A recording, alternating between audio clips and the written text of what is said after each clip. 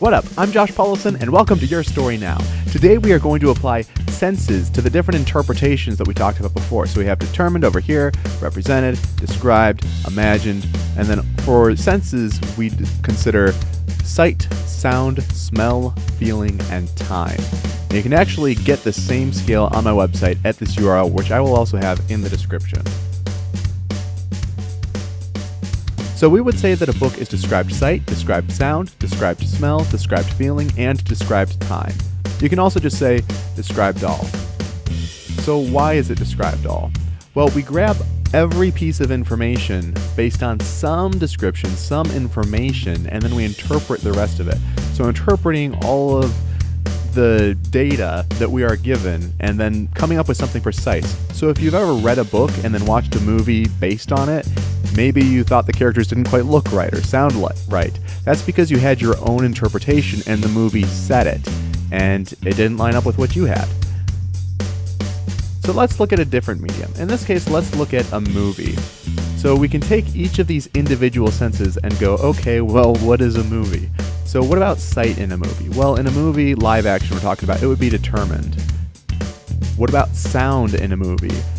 Arguably, it's actually not determined, it's represented. Think about in movies when you hear characters whispering. You wouldn't actually be able to hear them in general, but instead their volume is increased, and also in any scenes that are outdoors, there's a lot of outdoor noise, especially if you're in the city. It's actually represented. Details are taken away so that we can focus on what's important.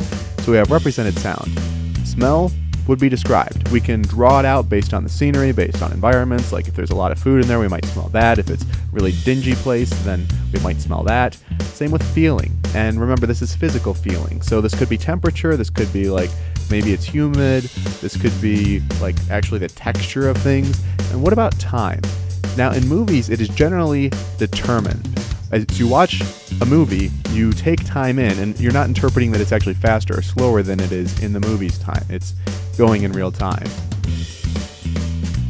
So then we would say that a movie is determined sight, represented sound, described smell, described feeling, and determined time.